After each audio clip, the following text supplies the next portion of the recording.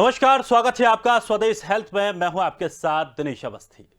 Vitiligo यानी कि सफेद दाग एक त्वचा का रोग है। इसमें इंसान के शरीर के विभिन्न स्थानों पर सफेद दाग धब्बे दिखाई देते हैं। इसमें त्वचा के प्राकृतिक रंग के स्थान पर छोटे छोटे सफेद धब्बे दिखाई देने प्रारंभ होते हैं। प्रारंभ में रोगी के शरीर पर जैसे कि हाथ, पांव, कोहनी, गर्दन, कमर, चेहरे, होंठ और जननांगों आदि पर भी छोटे छोटे सफेद धब्बे निकलते हैं। ये आपस में मिलकर एक बड़ा धब्बा बना लेते हैं और इस प्रकार शरीर के विभिन्न भागों में सफेद दाग दिखाई देते हैं। आमतौर पर लोग 40 वर्ष की आयु से पहले इस बीमारी का विकास करते हैं और उनमें से आधे लोग अपने 20 के होने से पहले ही इस स्थिति का विकास करते हैं। विशेषज्ञों का कहना है कि इस बीमारी में आनुवंशिक घटक हो सकता है, क्योंकि यह देखा गया है कि विटिलिगो परिवार के सदस्यों पर होते रहते हैं। हालांकि इस बीमारी के लिए विशेषज्ञों की राय यह भी होती है कि संबंधित चिकित्सा स्थितियों की वजह से भी विटिलिगो हो सकता है, जैसे कि थायराइड ग्रंथि की शिथिल होना, यह भी इसका एक कारण हो सकता है। तो ये तमाम क्या कुछ इसके कारण हुए और किस तरह की ये बीमारी है, कैसे ये बीमारी बढ़ती है, इसी पर आज हम चर्चा करेंगे। हमारे साथ विशेषज्ञ भी जुड़ रहे हैं। हमारे साथ नरेंद्र भार्गव, कॉस्मेटोलॉजिस्ट, और डॉक्टर करण पीपरे, पूर्व अधीक्षक एम्स रायपुर। दोनों मेहमानों का इस कार्यक्रम में बहुत बहुत स्वागत है। सबसे पहले नरेंद्र, हम आपसे जानना चाहेंगे, आखिर क्या है ये विटिलिगो? विटिलिगो एक यानी सफेद दाग जिसको बोलते हैं, एक त्वचा का रोग है। इसमें इंसान के शरीर के विभिन्न स्थानों पर सफेद दाग धब्बे दिखाई देते हैं, है ना जी। ये इसमें त्वचा के प्राकृतिक रंग से स्थान पर छोटे छोटे सबसे पहले स्टार्टिंग में सफेद धब्बे दिखाई देते हैं, है ना। फिर धीरे धीरे करके ये छोटे छोटे धब्बे बड़ा रूप ले लेते हैं, जैसे कि शरीर के जैसे अंग लेके चले, हाथ, पांव, कोहनी, गर्दन, कमर, चेहरे और होंठ और जननांगों पर भी इस तरह के धब्बे दिखाई देते हैं। लेकिन डॉक्टर नरेंद्र, अगर हम एक बात और कहें, सामान्य बोलचाल में, सामान्य भाषा में जिसका हम प्रयोग करते हैं, जो कहा जाता है कि कुष्ठ रोग, क्या ये उसी से संबंधित है? नहीं नहीं, इसको कुष्ठ रोग नहीं कह सकते जी, है ना। इसको कुष्ठ रोग नहीं कह सकते। विटिलिगो एक सफेद दाग है, सफेद दाग की बीमारी बोलते हैं इसको, है ना जी। तो ये किस वजह से ये बीमारी पनपती है? अभी तक इसका पूर्ण रूप से इसका जो मेन सोर्स है अभी तक फाइंड आउट नहीं किया गया है कि ये किस कारण से होती है ना जी। तो जैसे किस तरह की दिक्कतों की वजह से, क्या जो विटिलिगो के लक्षण है, यदि विटिलिगो के लक्षण है, ज्यादातर विटिलिगो के जो लक्षण रहते हैं वो पैर, चेहरे, हाथ, होठों पे दिखाई देते हैं।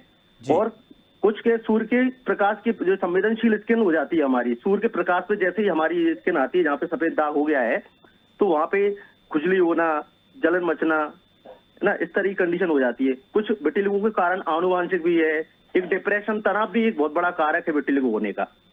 विटिलिगो होता क्यों है? जब हमारी शरीर की प्रतिरोधक क्षमता कमजोर हो जाती है, तब इस तरह की कंडीशन होती है विटिलिगो। और कुछ चीजें केमिकल के दुष्प्रभाव के कारण भी विटिलिगो का कारण हो जाता है। तो क्या ये मान सकते हैं कि अगर किसी तरह की कोई गलत दवाइयां हम ले लें, क्या दवाइयों का जो रिएक्शन है उसकी वजह से भी ये हो सकती है? जी जी जी, बहुत सारे केमिकल का पोजीशन है, कुछ स्टेरॉइड्स भी है, जो कि स्टेरॉइड्स का यूज किसी डॉक्टर के सुपरविजन में किया जाता है। लेकिन ज्यादातर लोग गूगल पे इन चीजों पे सर्च करके उस चीज को अप्लाई करते हैं। वो किसी चीज के लिए अप्लाई करते हैं, गोरा होने के लिए या किसी और कंडीशन के लिए, लेकिन उसका दवाई का, उस केमिकल का दुष्प्रभाव होने के कारण भी सफेद दाग के चिट्टे दिखने लगते हैं। तो क्या इसका कुछ इलाज भी संभव है, या फिर इस तरह की स्थिति निरंतर बढ़ती जाती है और आदमी की जो शरीर की चमड़ी है, जो स्किन है, वो बिल्कुल सफेद हो जाएगी? देखिए, इसका इलाज तो संभव नहीं है, लेकिन इसको फैलने से रोका जा सकता है। विटिलिगो को रोका जा सकता है, सिस्टमेटिक ट्रीटमेंट दे सकते हैं, टॉपिकल ट्रीटमेंट दे सकते हैं। टॉपिकल ट्रीटमेंट में स्टेरॉइड्स, क्रीम्स वगैरह आती हैं, जो कि उनको रेगुलर लंबे समय अंतराल तक यूज करने के बाद उसको रोका जा सकता है, बढ़ने से रोक सकते हैं। और अभी कॉस्मेटोलॉजी में रिसेंटली सर्जरीज भी होने लगी हैं, है ना। और कॉस्मेटोलॉजीज में लेजर्स हैं, जैसे यूवी रेडिएशन भी यूज करने लगे हैं। ग्राफ्टिंग भी यूज करते हैं पर्टिकुलर एरिया से, जैसे एक छोटा सा दाग धब्बा है तो वहां पे स्किन को काट के लगा दिया जाता है, सर्जरी, इसको ग्राफ्टिंग बोलते हैं अपन, है ना। चलिए। और इसके अलावा कॉस्मेटोलॉजी में यदि आते हैं तो इसमें एक यदि पेशेंट को छोटे छोटे धब्बे हैं, ज्यादा शरीर में धब्बे नहीं है, तो उसमें एक माइक्रो पिगमेंटेशन थेरेपी भी हम लोग करते हैं। माइक्रो पिगमेंटेशन थेरेपी में हम स्किन के कलर को ही स्किन में पेनिट्रेट करा के छोड़ देते हैं। धीरे धीरे करके जब स्किन हीलिंग हो जाती है तो स्किन जैसी नॉर्मल रहती है ऐसी स्किन दिखाई देती है। लेकिन ये पर्टिकुलर लंबे समय के लिए नहीं रहता, इसका इफेक्ट लगभग 1 या 2 साल रहता है। यानी कि 1-2 साल बाद फिर उसे वापस कराना पड़ेगा। हाँ, क्योंकि हम क्या कर रहे हैं, माइक्रो पिगमेंटेशन से उस कलर को स्किन में पेनिट्रेट करा रहे हैं जहाँ पे सफेद दाग है, विटिलिगो है। जी, मतलब ये मान सकते हैं कि एक अस्थायी तौर पर एक टैटू जैसा हम उसको बना रहे हैं, हाँ, टैटू जैसा हम उसको बना रहे हैं, जिसको माइक्रो पिगमेंटेशन थेरेपी बोलते हैं। चलिए, हमारे साथ डॉक्टर करण पीपरे भी जुड़े हुए हैं। डॉक्टर करण, आज विटिलिगो को लेकर बात कर रहे हैं, किस तरह से इस बीमारी को हम समझ सकते हैं?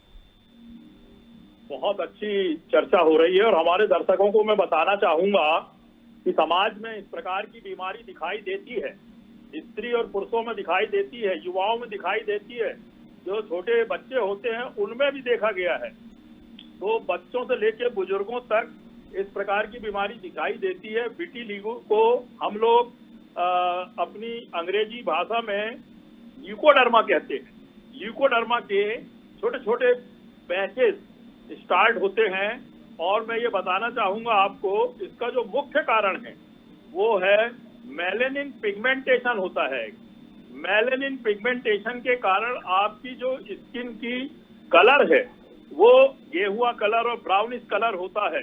यदि स्किन में आपके कहीं पे भी छोटे छोटे दाग स्टार्टिंग में दिखाई देते हैं, 1 या फिर 2-3 माथे में या फिर चैथी में, गाल में, upper eyelid, lower eyelid, arm पेट, डेल्टॉइड रीजन, छाती में, पीठ में, लोग कपड़े उतारते हैं तो लोग देखते हैं, अरे यार तुम्हारे पीठ में ये सफेद दाग कब से है? तो ये बता दूं मैं आपको, हमारी प्यारी जनता को कंफ्यूज ना हो, ये ना ही कोई वो सेहुआ या सफेद रंग का चर्म रोग है और ना ही ये कुष्ठ रोग है। ये कुष्ठ रोग नहीं है, ये एक स्किन जो आपकी है, आपकी स्किन में मेलेनिन नाम का एक पदार्थ होता है, केमिकल होता है, जिसकी उपस्थिति के कारण उस आपकी जो चमड़ी है वो ब्राउनिश गेहुआ कलर की होती है और जो सबके नॉर्मल कलर हैं हमारे आपके। तो मेलेनिन की कमी से ये इस प्रकार से होता है और इसका जो मेटाबॉलिज्म होता है स्किन में और वो डिस्टरबेंस होने के कारण इसके मेलेनिन के जो कण हैं वो ना हो करके आपकी जो स्किन की, ये स्किन से ही प्रोड्यूस होता है और स्किन में अगर इसका प्रोडक्शन नहीं होता तो फिर विटिलिगो और ल्यूकोडर्मा हो जाता है। ये मैं बार बार कह रहा हूँ, इसको कुष्ठ रोग नहीं कहना। अगर आपको ये 3 प्रकार के रोग दिखाई देते हैं, नंबर 1 सफेद दाग, और सफेद दाग से जो थोड़ा हल्का होता है वो होता है कुष्ठ रोग, और उससे भी हल्का होता है उसको टीनिया इन्फेक्शन कहते हैं। ये तीनों अलग अलग हैं। टीनिया क्यूरेबल है, स्किन में ही होता है, डर्मिस में, और उसके बाद में जो कुष्ठ रोग है ये भी क्यूरेबल होता है, एंटी ट्यूबरकुलर, एंटी लेप्रोसी दवाइयां देते हैं, क्यूरेबल है।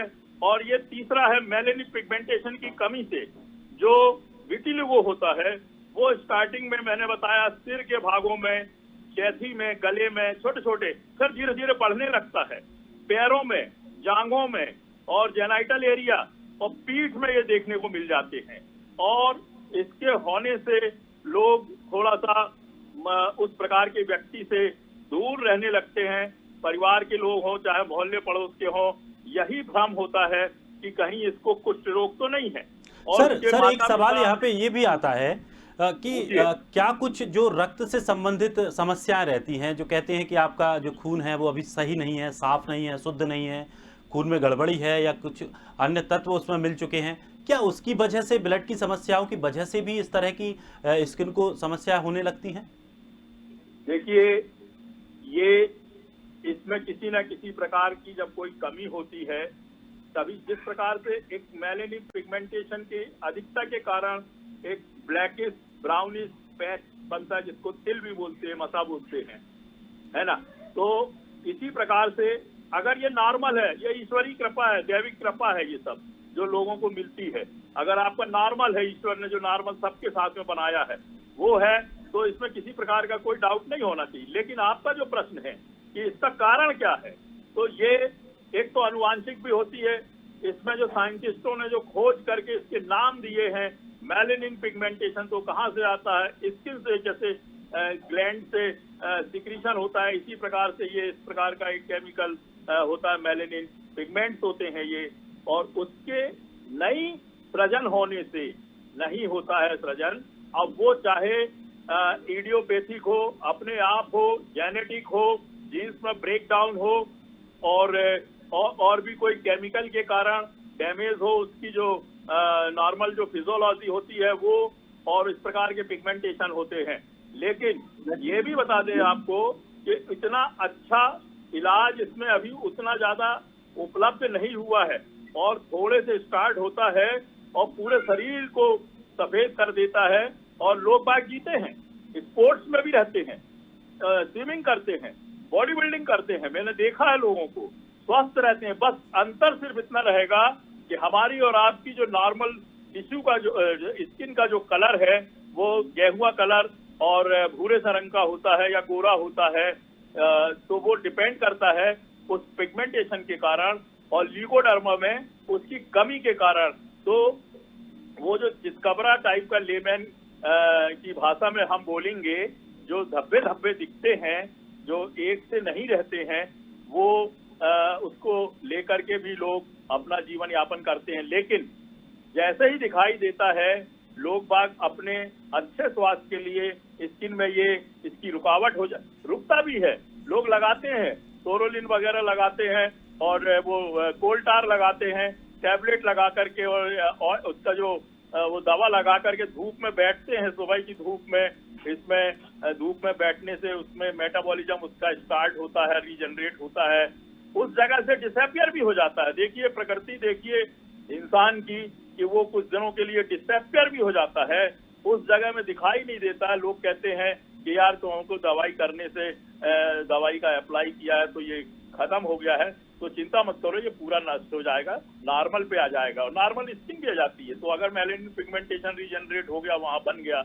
तो वो कलर आ जाएगा, और फिर उसके बाद फिर हो जाता है। तो इस प्रकार से ये किसी किसी में कम ज्यादा होते रहता है। मानसिक तनाव होने के कारण ज्यादा बढ़ता है, कोई उल्टे सीधे खाना पीना, दवाइयां लेने से उससे उसकी ग्रोथ में डेवलपमेंट होता है।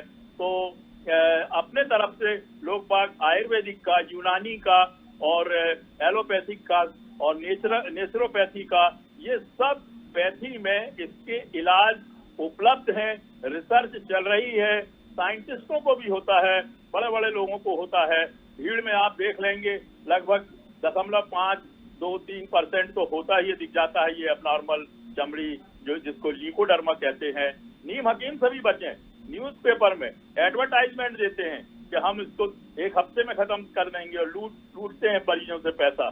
सबसे बढ़िया डर्मेटोलॉजिस्ट होता है, स्किन विभाग के जो डॉक्टर होते हैं, जिन्होंने एमडी की रहती है, उसमें डीएम किए रहते हैं, पढ़े लिखे डॉक्टर हैं, प्रशिक्षित हैं, सुशिक्षित हैं, अनुभवी हैं, एम्स में मिलते हैं, मेडिकल कॉलेजेस में मिलते हैं, प्राइवेट प्रैक्टिशनर हैं, नर्सिंग होम में मिलते हैं, उनसे तत्काल चेक करा के उन्हीं की नजर में, उन्हीं की बिल्कुल, मतलब सीधी बात यह है कि अगर इस तरह की समस्याएं हैं तो ये बाबाओं के चक्करों में ना पड़कर भूल जाइए, जो भी बाबा के चक्कर में, नीम हकीम, अच्छे डॉक्टर को दिखवाइए, स्पेशलिस्ट के चक्कर में फंसेंगे तो वो पछताएंगे, पैसा भी जाएगा, हजारों लाखों रुपए लूटते हैं, कॉस्मेटिक है, ये है, वो है, कोई इतनी अगर पूरी बॉडी में कैसे आप बदल देंगे आप? मेरे को तो समझ में नहीं आया। मैंने बहुत से मेरे चिकित्सालय के आसपास के और गांव के लोग और जिले के लोग, जहां जहां मैंने प्रैक्टिस की है, मैंने देखा है, मेरे पास भी आते थे, डॉक्टर साहब कोई अगर इसका इलाज हो तो बताइए, इसकी शादी नहीं हो रही है, इसके परिवार में डिस्टर्बेंस हो गया है, इस प्रकार की समस्याएं होती हैं। तो मैं इसीलिए अपने भाई बहनों से ये बताना चाहूंगा कि इसमें आप अपने शरीर को दोष ना दें, ये आपकी प्रकृति है। जो कलर आपको भगवान ने दिया था वो तो नॉर्मल था, लेकिन बाद में उसमें अच्छे से उसका सृजन नहीं हुआ पिगमेंटेशन का, तो वहाँ वो दाग बन गया, और उससे आपको चिंतित होने की जरूरत नहीं है। आप मांसपेशियां भी बना सकते हैं, स्पोर्ट्स में भी जा सकते हैं, सर्विस भी करते हैं। बड़े बड़े अधिकारी, बड़े बड़े नेता, देखिए आप लिकोडर्मा है लेकिन पूरी मीटिंग अटेंड करते हैं, कार्यक्रम अटेंड करते हैं, भाषण देते हैं, डॉक्टर हैं, इंजीनियर हैं, जनसेवक हैं, नेता हैं, मिनिस्टर हैं। कभी आप इससे अपने उससे नफरत ना करें, स्वयं से नफरत ना करें, और लोग भी उनसे प्यार मोहब्बत, ये फैलने वाली भी नहीं है, ये कंटाजियस डिसीज नहीं है, ये एक दूसरे को लगती नहीं है।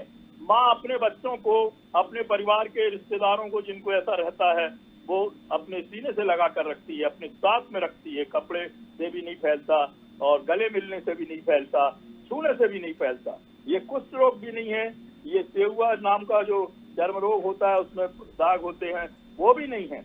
और बिल्कुल, और ये एक अलग किस्म की ही एक बीमारी है जो इसको और इस पर कंट्रोल भी पाया जा सकता है। हमारे साथ नरेंद्र भार्गव भी लगातार बने हुए हैं। नरेंद्र, अगर इसमें हम बात करें, जैसा कि अभी करण सर ने बताया कि होम्योपैथिक भी इसका इलाज संभव है, आयुर्वेदिक भी इसका इलाज संभव है और एलोपैथिक भी। बेहतर इलाज कहां पर हो सकता है? क्योंकि आपने एक लेजर ट्रीटमेंट को लेकर के भी जानकारी दी थी, वो कितना सार्थक हो पाती है और उससे कितना फायदा मिल पाता है? क्या उससे स्थायी रूप से इस बीमारी से निजात मिल सकता है? देखिए, मैं बचाव और उपचार बताता हूँ आपको। यदि किसी को विटिलिगो है तो ये नहीं है कि विटिलिगो है तो वो समाज से अलग हो गया है, क्योंकि अब धारणा है आनुवांशिक भी हो सकता है। यदि माता पिता को है तो उसकी संतान को भी हो सकता है। अगर आपकी त्वचा अति संवेदनशील है, ठीक है, साबुन, परफ्यूम, डिओ, हेयर कलर, कीटनाशक, इस तरह की कोई चीज के संपर्क में आप रहते हैं तो उनसे दूर रहें, ठीक है। और जो मैंने बताया कि जिसमें माइक्रो पिगमेंटेशन या टैटू बनवाते हैं, ऐसा भी उससे हम हमारा जो विटिलिगो है पेशेंट को उसको कवर कर सकते हैं, है ना। और यदि हम लेजर तकनीकी थेरेपी में आए तो एक सेक्शन ब्लिस्टर एपिडर्मल ग्राफ्टिंग होता है, जिसमें पर्टिकुलर त्वचा के एक हिस्से को काट के उसमें उस हिस्से को काट के पर्टिकुलर जहाँ पे आपका विटिलिगो है वहां पे स्किन को ग्राफ्टिंग किया जाता है, क्योंकि जहां से हम पर्टिकुलर सेक्शन से स्किन को काटते हैं उस स्किन में मेलेनिन रहता है। क्योंकि हमें विटिलिगो क्यों हो रहा है, विटिलिगो का कारण क्या है? लैक ऑफ मेलेनिन, मेलेनिन का नष्ट हो जाना, क्योंकि है ना। तो मेलानोसाइट, ये जो ग्राफ्टिंग टेक्निक है, पर्टिकुलर यदि पेशेंट के पूरी बॉडी पे यदि विटिलिगो है ना, तो उसमें हम ये प्रोसीजर नहीं कर सकते। जैसे कुछ पेशेंट होते हैं, जैसे हाथ में है, चेस्ट पे है, फेस पे है, तो वो सामाजिक रूप से एक अवधारणा है कि बहुत बेकार है, लोग उसको घृणा की दृष्टि से देखते हैं। तो ये सारी तकनीकी है, जैसे एक्जिमर लेजर करते हैं हम, एक एक्जिमर लेजर है, यूवी रेडिएशन थेरेपी है, यूवी थेरेपी है, पर्टिकुलर जहाँ पे हम विटिलिगो पे यूवी रेडिएशन थेरेपी से उसके मेलानिन को रीजनरेशन करा रहे हैं। फोटोथेरेपी में क्या करते हैं, ये एक तरह से कहा जाए तो सूरज की यूवी थेरेपी होती है। अल्ट्रावायलेट किरणों को, है ना, त्वचा में हम रंगत के लिए पेनिट्रेट कराते हैं जी। इन सारे तरीकों से हम दोबारा जो हमारा जो विटिलिगो है, जिनको पेशेंटों को विटिलिगो है, वहां पे हम दोबारा मेलानिन का रीजनरेशन करा सकते हैं। तो जिस तरह से ये थेरेपी के जो बारे में आप बता रहे हो, ये थेरेपी तो सामान्य व्यक्ति क्या इसको करा सकता है, उसकी पहुंच में है, या फिर ये बहुत ज्यादा कॉस्टली हो जाता है? नहीं नहीं नहीं, कॉस्टली नहीं है ये। लोगों की एक्चुअली क्या होता है कि जब तक पेशेंट डॉक्टर से नहीं मिलेगा तब तक पेशेंट को पता नहीं चलेगा। ये सारा सब लोग यूट्यूब से सर्च कर लेते हैं, कॉस्ट कितनी है, क्या है ना। ये यूट्यूब से सर्च किए हुए सर, है ना जी। इसकी बिल्कुल ज्यादा कॉस्ट नहीं है, कोई सामान्य व्यक्ति भी को ये थेरेपी करा सकता है ना। माइक्रो पिगमेंटेशन थेरेपी भी करा सकता है, यूवी रेडिएशन थेरेपी भी करा सकता है। बस थोड़ा सा जो सेक्शन ब्लिस्टर एपिडर्मल ग्राफ्टिंग है वो थोड़ा पेशेंट को कॉस्टली पड़ता है।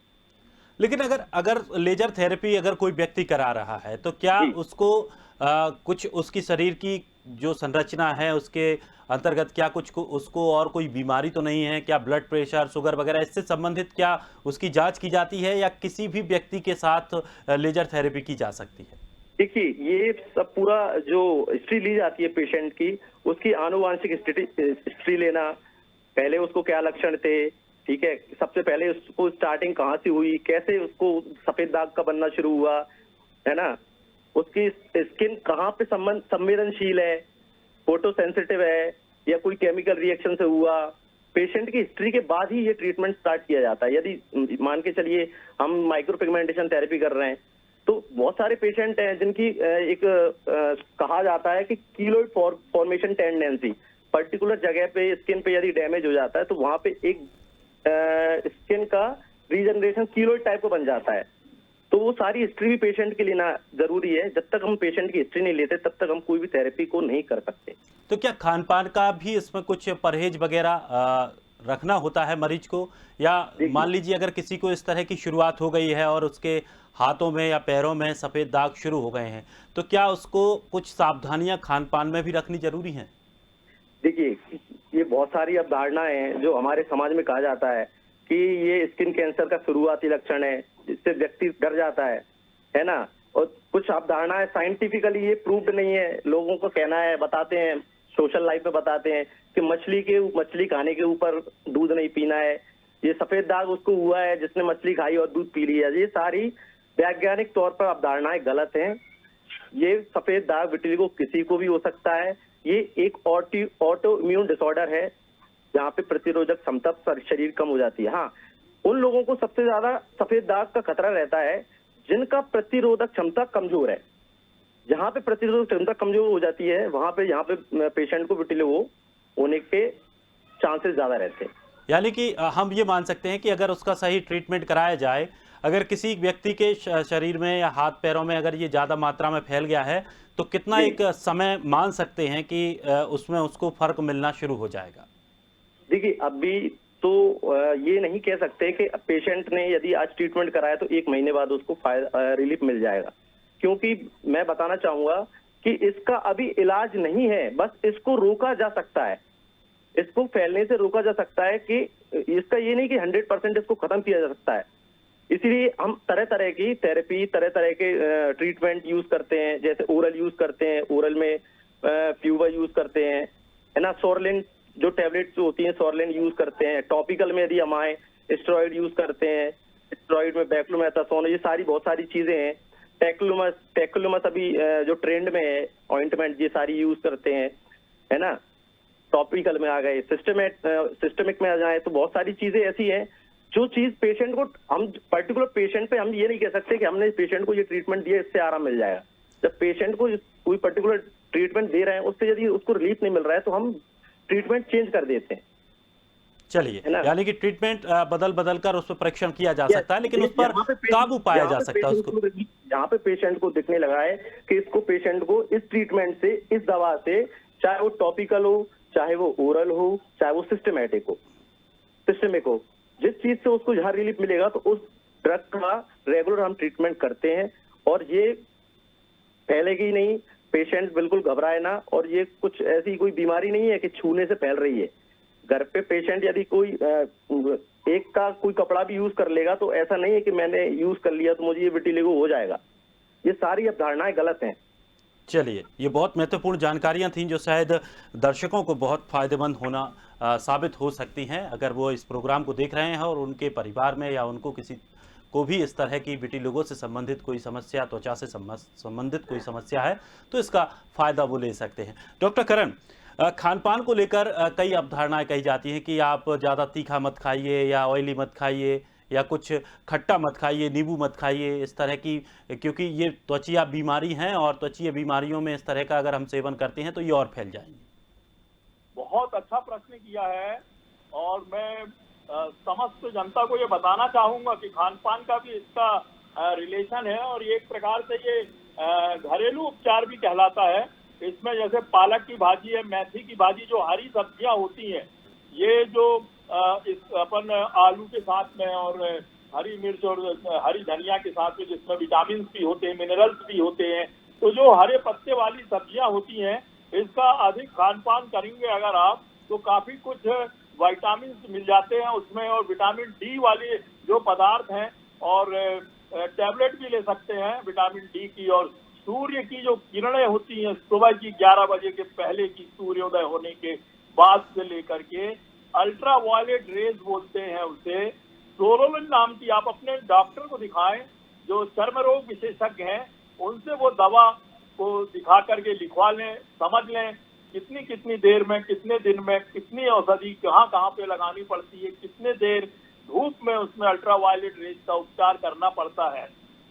काफी हद तक ठीक हो जाता है, लेकिन आपको संतुलित आहार तो लेना ही पड़ेगा। जो daily requirement protein, vitamin, minerals, carbohydrate, fat और इन सबका है, आयरन, ये सबको संतुलित आहार लेंगे। आपकी स्किन में टोनिंग के लिए आपको एक्सरसाइज रोज करना पड़ेगा, नियमित व्यायाम करना, रनिंग है, जॉगिंग है, बैडमिंटन है, लॉन टेनिस है, कबड्डी है, फुटबॉल है, वॉलीबॉल है, स्विमिंग है। पसीना जिसमें निकले तो आपके मेलेनिन पिगमेंटेशन का जो प्रोसेस है बनने का, रीजनरेट होने का, वो भी हो जाएगा, होता है। मैंने पहले भी बताया आपको। बिल्कुल सर, और सर हम इस कार्यक्रम पर और भी चर्चा आगे कर सकते थे, लेकिन समय की थोड़ी सी बाध्यता है हमारे पास, और हम कोशिश करेंगे कि इसी तरह के और कोई सब्जेक्ट जो स्किन से संबंधित है उनको लेकर आएं और लोगों को बताएं कि किस तरह से ये बीमारियां होती हैं, क्या कुछ सावधानियां रखने की ज़रूरत है और कैसे इनसे बचा जा सकता है। बहुत बहुत शुक्रिया आप दोनों मेहमानों का हमारे साथ जुड़ने के लिए, अपना कीमती वक्त देने के लिए। तो दोस्तों, विटिलिगो से पूरी तरह से छुटकारा नहीं पाया जा सकता, लेकिन इसको रोका जा सकता है। आप नज़दीकी किसी भी स्किन स्पेशलिस्ट डॉक्टर के पास जाइए, उससे जाकर राय लीजिए और ट्रीटमेंट कराइए। फिलहाल इस खास कार्यक्रम में इतना ही। ताजा तरीन खबरों के लिए आप बने रहिए स्वदेश के साथ। सबसे पहले देश।